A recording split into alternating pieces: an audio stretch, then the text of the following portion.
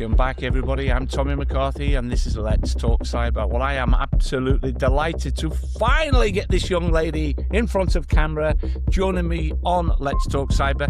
It is Malak Trabelsi Loeb, and I do believe, if I didn't get the pronunciation right, she will correct me. Welcome to Let's Talk Cyber, Malak. Hello. Thank you for having me, Tommy. And you are absolutely right. So it's the name is perfectly said. Wonderful. Thank you Malak, for having me. It is my pleasure to finally get the opportunity to speak to you on Let's Talk Cyber. Malak. Sure. So I am a Dubai-based entrepreneur, and by profession, I'm an international business law legal advisor working at the intersection of emerging technologies, space law, national security law, and global governance, with particular emphasis on quantum technologies and artificial intelligence. So my work addresses the legal and strategic frameworks shaping advanced technology system, sovereign capability development, cyber resilience, of course, that's why I'm here, and complex cross-border technology governance. So when we talk about complex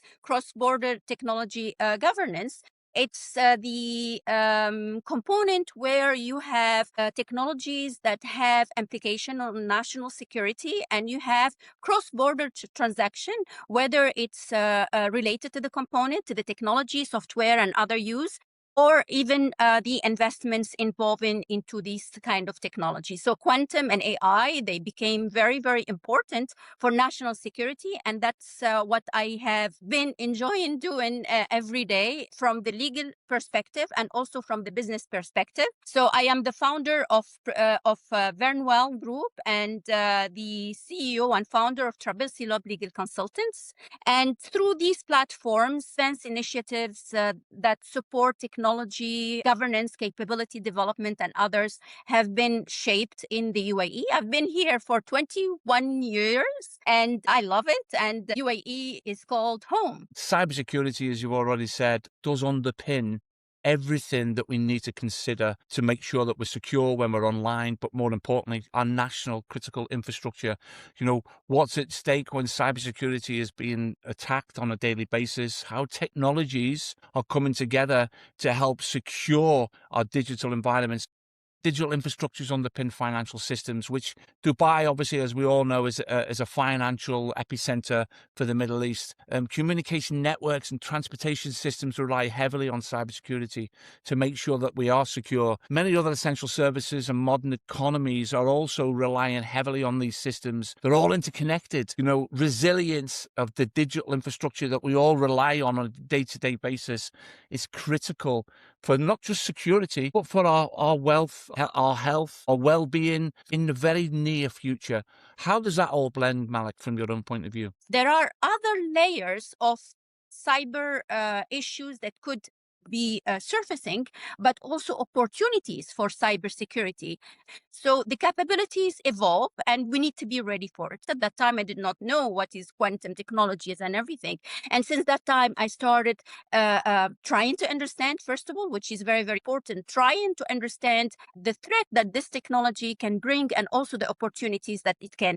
And then, well, I was a good girl studying, you know, I love to understand the technology and study and do my work. So I found that quantum technology also introduced another dimension that is particularly relevant to digital security because of their potential, whether I'm going to speak about quantum computing or quantum communication or quantum sensing. They are very, very important. Those are the subset of quantum technology. So the post-quantum cryptography that we hear today so much from the cyber perspective, which has become mainstream for the cybersecurity community. Before, when I remember I started raising the alarm and talking about the governance, it wasn't as much as known or as much as talked about or as much as looked at in a new perspective. So these kind of technologies are very, very important.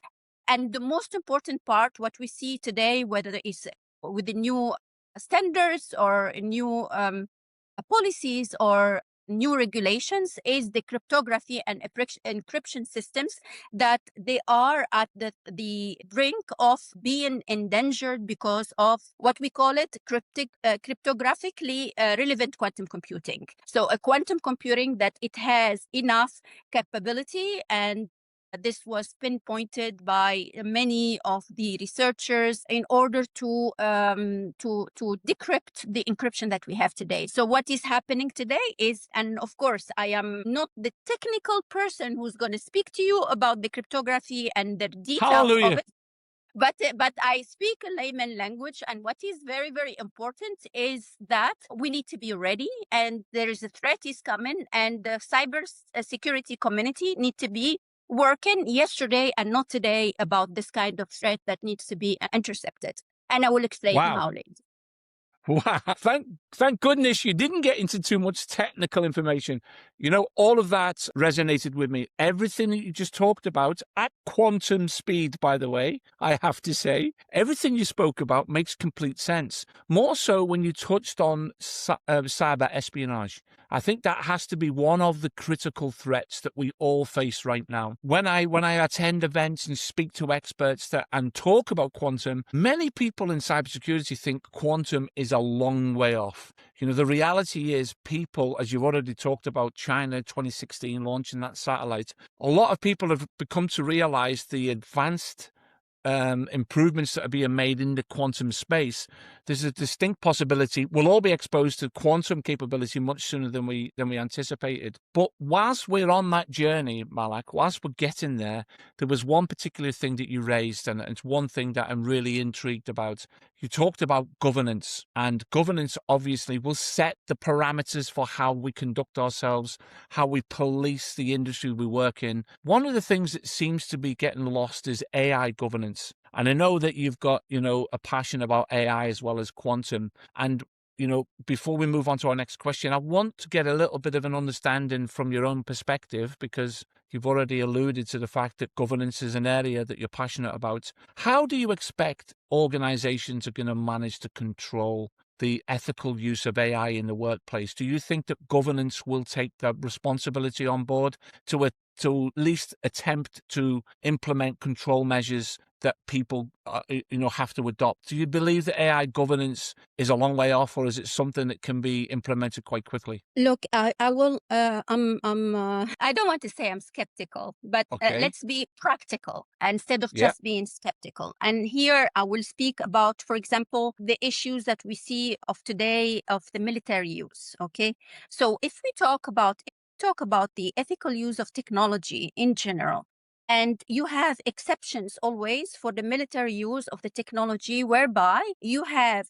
international treaties and regulations are applicable on the civilian use, and then the military use is not controlled. And the main control system or the main governance system is related to humanitarian law and other set of rules that are supposed to be the governance system that control the military use of this kind of emergent technologies. So my take about this, so if you want to regulate a technology and you have strict regulation for civilian use, of course it's important and everything.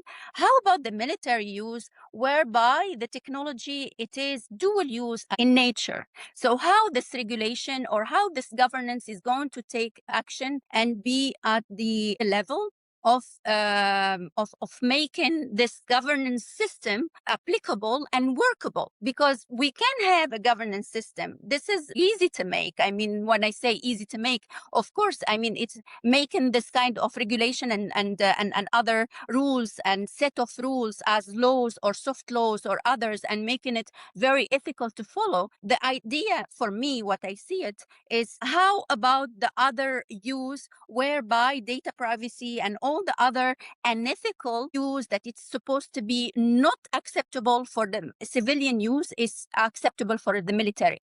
Here, the way how I see it, of course, it needs a balance, because at the end of the day, when we talk about military use, we talk about national security.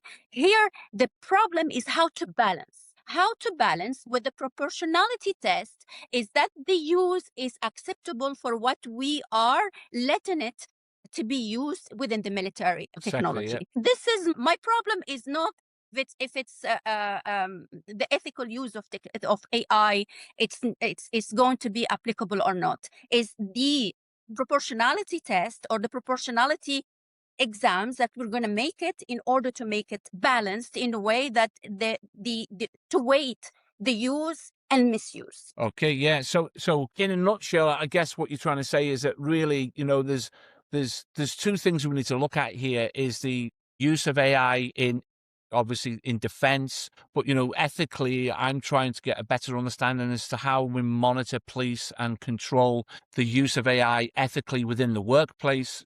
Most people that we all know now are using some form of AI in their day-to-day life to make things easier, to cut corners at work, to save time. I do believe that, in order to control the use of AI before it gets uncontrollable, if we don't set Exactly. rules if we don't set rules in place, we're going to lose control of it. And I guess 100%. yeah, and this allows me to move on to one really interesting initiative that illustrates the approach of the use of quantum technology. I believe there's the Quantum Technology Adoption Program that your own organization has been heavily involved with pushing. Can you give me a snapshot of the Quantum Technology Adoption Program? What's the purpose of it? How is it being disseminated, and who do you believe it's did at? So we started this program in 2020, so as early as that. And the purpose of the Wow. initiative is to advance awareness, capability development, technology and innovation advancement, and governance around emerging quantum technologies. So the main also aim is to support their adoption and strengthening readiness across industry, public institutions, and cybersecurity environment. So within this framework, we created different partnerships and one also some initiatives, and one of the central platforms under the initiative is the Quantum Innovation Summit, so QIS, based in Dubai, which convenes government authorities, regulators, cybersecurity institutions, industry leaders, not only from the quantum industry, but we try the maximum to bring the others so we don't have echo chambers and we don't have the same people meeting in different forums or conferences, meeting each others in different areas of the world, because at the end of the day, we can just travel and no need to bring them. But the thing is to have this imprint, which is made in the UAE, and the researchers, investors, and technology innovators are there to advance the adoption of quantum technology with the vision of the UAE and strengthen institutional readiness across sectors. So a key focus within this framework is quantum security, of course, including encryption, resilience, quantum secure communication, and transition toward post-quantum cryptography. Of course, quantum sensing is very, very important part. So the program also includes innovation challenges and competitions. So we created that designed to simulate an engagement between the research community, industry. So we had different main industry leaders like Thales and others. They were involved in these kind of challenges, and institutions around practical technological challenges and real world use cases. So what we do is we take real world problems that tend to not be solved by the current technologies that we have today, and we push in order to achieve the result that we would aim to achieve using the existing quantum technologies, with the ability to see what are the bottlenecks and how this solution can be evolved based on the evolution of the technology itself. So the outcome of the Quantum Innovation Summit and the partnerships was the Quantum Maritime Conference. The Quantum Maritime Conference is of course, under the adoption program, is in partnership with Abu Dhabi AD Ports Group and Abu Dhabi Maritime Academy. And we launched one of the challenges, which is very interesting. And the initiative is still going on today because it takes time, using the real data in order to solve different problems of the real problems and real data related to maritime issues. So I can keep on Malak, going, but I think it's enough. wow, yeah, for sure it is. Obviously, quantum is the way forward. Quantum is definitely going to be the future. Security capability to make sure all of our cybersecurity requirements are looked at. And if we don't get on board with quantum, I think we're going to find ourselves in a tricky place in the future. I'm really excited about the fact that the Quantum Innovation Summit will be hosted in Dubai this year in September. So we are looking forward to working with you closely on making sure that that event is shared, far and wide. I guess the final thing that I'd like to ask you is give me a little bit of a call to action. So a lot of people are skeptical about quantum. Will it happen? What kind of pace? Will it be around in my lifetime? What's the call to action for our listeners in relation to quantum? What's the one thing you really want our listeners to think about now try and give me just one thing, Malak. So I would say technological transitions such as quantum require foresight, governance, planning, and ultimately action. So without these, it's not, we're going to be left behind. So it begins with foresight. So institutions and industries need to understand where technologies such as quantum computing are heading and what that means for their digital infrastructures and for their operations. When we talk about governance, then it is essential. Emerging technologies evolve within legal, regulatory, and institutional frameworks that guide how they developed, adopted, and trusted. When we talked about planning, we need to follow naturally the done before. So when the direction is understood and governance frameworks are in place, institutions and industries need clear strategies and roadmaps that translate these frameworks into practical initiatives. And finally comes the action.